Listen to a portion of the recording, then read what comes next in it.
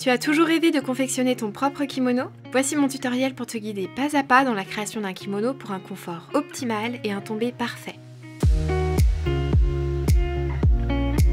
Bonjour, je suis Maud, bienvenue sur ma chaîne créative. Aujourd'hui, je vais te guider dans la création de ton propre kimono. Ce vêtement traditionnel japonais connu pour sa simplicité et sa beauté. Ici, on va créer une version moderne de ce kimono japonais, comme vous pouvez le voir ici.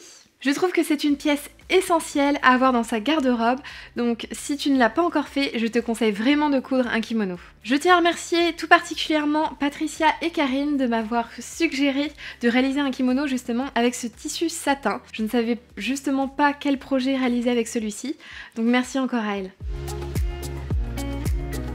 Mais avant de coudre ton kimono, tu vas devoir préparer ton projet. Je te conseille vraiment de préparer ton projet en amont pour qu'il se déroule sans accroc. Cela consiste à prendre le temps de choisir le bon tissu pour ton projet, la mercerie et le matériel nécessaire pour le réaliser. Tu peux bien évidemment t'aider de ma fiche couture qui est disponible gratuitement sur mon site internet pour t'aider à t'organiser. Je te laisse le lien en description. C'est un satin touché de soie que j'ai acheté à All Tissu et c'était 8 € le mètre. J'ai utilisé seulement 1 mètre de tissu car je souhaite réaliser un kimono en version courte. Si par contre tu souhaites une version longue, je te préconise bien évidemment d'utiliser entre 2 à 3 mètres de tissu pour réaliser ton kimono. Pour le tissu, il est préférable d'opter pour un tissu souple et fluide qui te donnera un beau tombé pour ton kimono. Dans ce cas-là, je te conseille du lin, de la viscose, de la microfibre, du satin, de la soie ou bien un fin lainage comme de la maille par exemple. C'est essentiel de prendre en compte sa morphologie lors de la création de son kimono ou de tout autre vêtement. Pour ce faire, on va devoir prendre des mesures précises et pour cela tu vas devoir te munir de ton mètre ruban. On va prendre les mesures A, B, C et D pour réaliser son kimono. La mesure A correspondant aux longueurs des manches et du buste, le B à la largeur des manches souhaitées, le C à la longueur de ton kimono et le D à la longueur des manches souhaitées.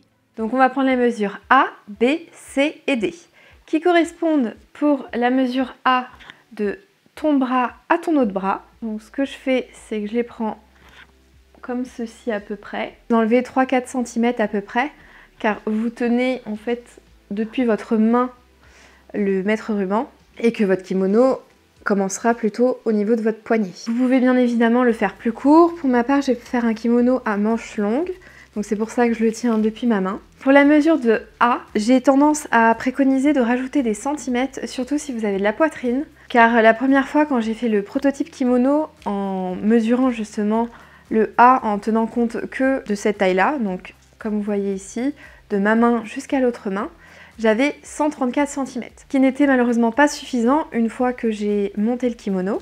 J'ai de la poitrine et c'est un petit peu limite sur le devant. Donc ce que je préconise, si comme moi vous avez de la poitrine, n'oubliez pas d'ajouter à votre mesure A à peu près entre 10 et 30 cm selon la taille de votre poitrine. J'ai rajouté 20 cm sachant que je fais un 90E.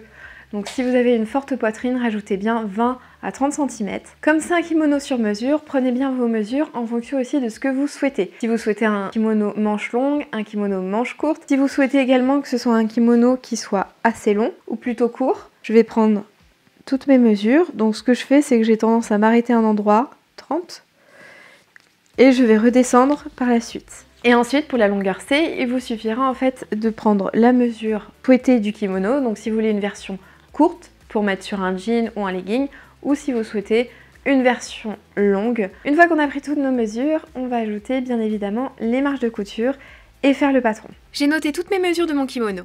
Pour les marges de couture, j'ai ajouté 1 cm tout autour de mon patron, sauf pour les ourlets des manches et du bas, où j'ai ajouté 2 cm, car je compte faire un ourlet avec un repli de 1 cm, puis 1 cm. Pour que ce soit plus simple pour la découpe, on va découper un demi-kimono, vu qu'il est symétrique. Cela te permettra de découper ta pièce dos au pli. Donc divise tes mesures par 2 pour avoir une moitié de kimono. Pour le dos du kimono, j'ai fait une encolure de 12 cm par 6. Et pour les deux devants qui sont des pièces séparées, on utilise le patron existant en ajoutant une ouverture à 28 cm. On a bien nos pièces de patron pour le dos et le devant. Sur mon papier à patron, je reporte mes mesures. J'ajoute sur le patron kimono l'encolure dos et l'encolure devant.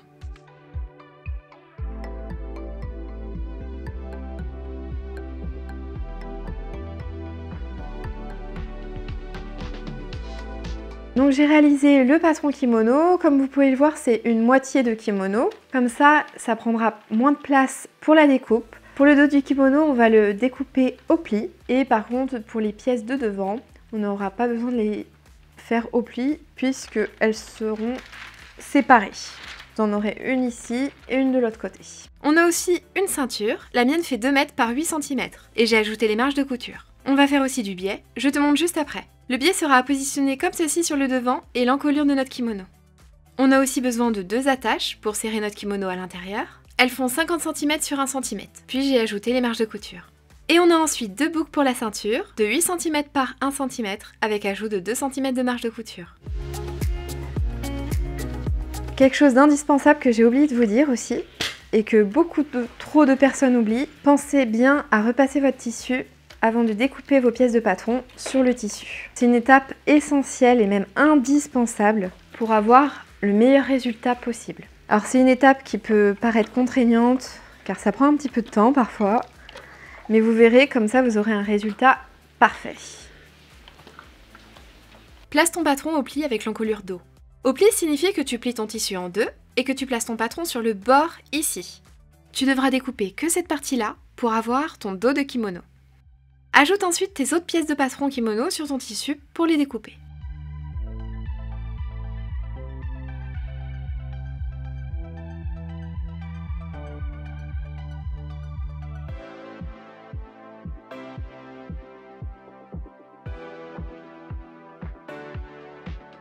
Coupe ensuite tes 2 pièces de devant dans ton tissu sans être au pli. Prends un carré de tissu, trace un trait dans sa diagonale, découpe-le.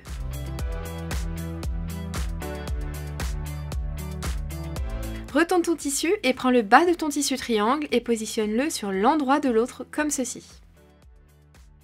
Épingle et couds à 1 cm.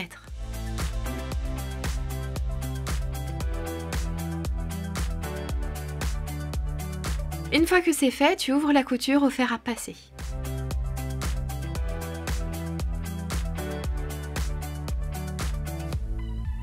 On va faire du biais continu. Utilise ton appareil à biais. Le mien fait 25 mm de biais. Je dois donc découper des bandes de 50 mm, donc 5 cm sur mon tissu.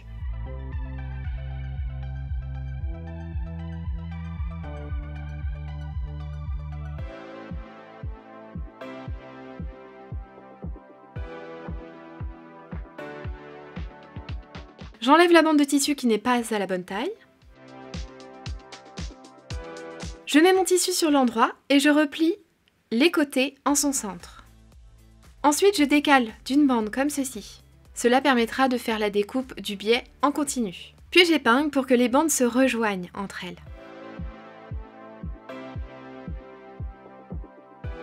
Je couds à 0,5 cm. Une fois que j'ai cousu, je découpe mes bandes de tissu.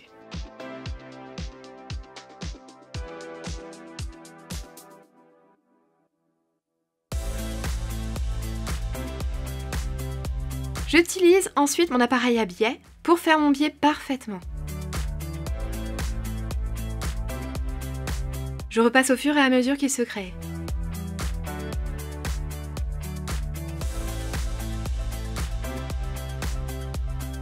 Puis je le replie une nouvelle fois sur lui-même pour finaliser le biais.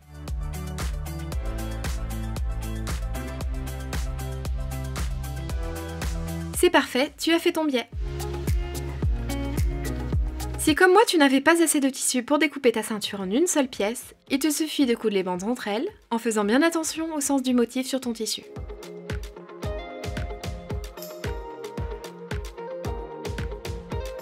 Tu les assembles à 1 cm. Plie ensuite ta ceinture en deux et coupe le bout pour que ça fasse plus joli. Épingle ta ceinture et laisse une ouverture à peu près de 6 cm. Couse à 1 cm.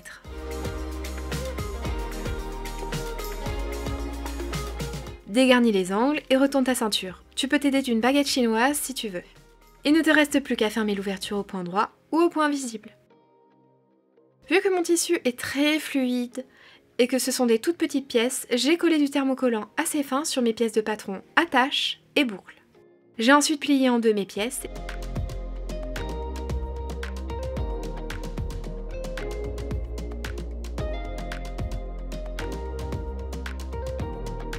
Et j'ai cousu à 1 cm en laissant une ouverture pour retourner mes pièces. Fais un repère à 15 cm à peu près pour poser la première attache. Retourne ensuite ton dos de kimono, ajoute tes devants endroit contre endroit, et par-dessus, à l'endroit où tu as ton repère, ajoute ton attache. Elle va être cousue avec tes pièces de kimono. Couse à 1 cm à ces endroits.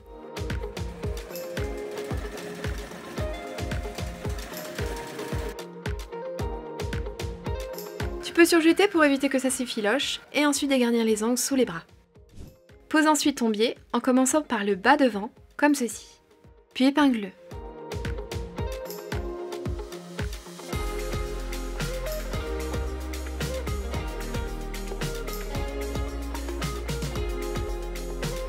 N'oublie pas d'ajouter ton autre ficelle dans le biais. Ensuite, fais un point pour faire tenir ton attache dans le bon sens.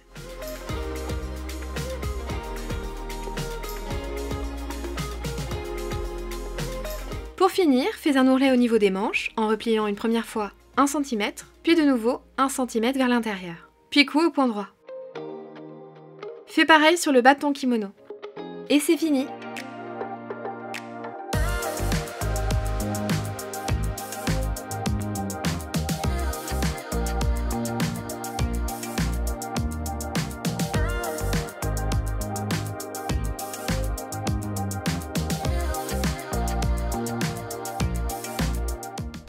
Merci à toi d'avoir regardé cette vidéo. N'oublie pas de laisser un petit pouce vers le haut et de me laisser un commentaire si la vidéo t'a plu. Je publierai souvent de nouveaux contenus créatifs, alors n'hésite pas à t'abonner pour ne rien manquer. Et quant à moi, j'espère te retrouver bientôt pour de nouvelles aventures créatives.